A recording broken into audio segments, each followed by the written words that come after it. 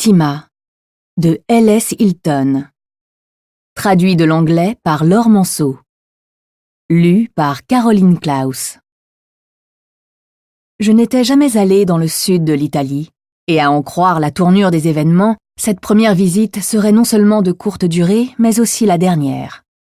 Principalement parce que l'inspecteur Romero da Silva della Guardia di Finanza braquait son arme droit sur mon cœur. On se trouvait sur une plage de Calabre, plus précisément sur une plateforme en béton qui émergeait de la mer agitée dans une odeur de soufre. Un bateau-citerne rouillé était amarré une centaine de mètres plus loin, relié par un gros tuyau en caoutchouc à la station d'épuration des eaux à côté de nous. J'avais pensé nager jusqu'au bateau, mais Da Silva m'avait prévenu que les courants auraient ma peau si lui ne s'en chargeait pas avant.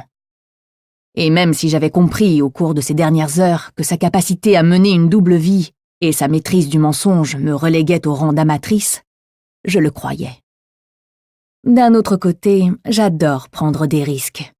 Et puis, je voyais une chose que lui ne pouvait pas voir. Derrière son épaule, un homme avançait sur la plage, lentement mais clairement vers nous.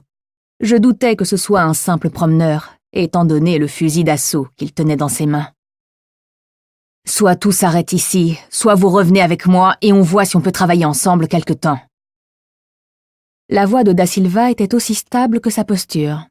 « Travailler ensemble ?» J'aurais pu repenser à tout ce que j'avais fait, à ce qui m'avait conduite ici, à ce que j'avais été, à ce que j'étais devenue. Mais je n'en ai rien fait. « Faites-le, qu'on en finisse. Allez-y, je vous dis. » Lorsque la détonation a retenti, Da Silva a eu l'air plus surpris que moi. Mais bon, c'était la deuxième fois en une semaine qu'on essayait de me tuer. La balle ne venait pas de son caracal, toujours braqué sur moi, mais de derrière lui. Lentement, sans baisser son arme, il a tourné la tête et aperçut la silhouette au pied de la falaise. L'homme avait tiré en l'air un coup de semonce. J'ai failli faire remarquer qu'il était temps que quelqu'un passe aux choses sérieuses, mais j'y ai renoncé. Ce n'était pas le moment.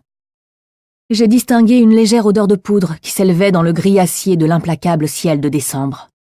« La fille, laissez-la partir !» a crié l'homme. « Vous savez nager ?» ai-je demandé à Da Silva entre mes dents. « Les courants » a-t-il répondu lentement. Je ne plaisantais pas. « Attrapez-moi et placez-moi devant vous. Après, servez-vous du tuyau. Et s'il vous tire dessus, vous vous apprêtiez à faire la même chose. » « La fille !» Le fusil était pointé sur nous. Da Silva a fondu sur moi, m'a saisi par l'épaule et retourné pour me plaquer contre lui, de sorte qu'il a pris ma place et se retrouvait désormais dos aux vagues. C'est moi que visait le fusil à présent. Ça me changeait un peu.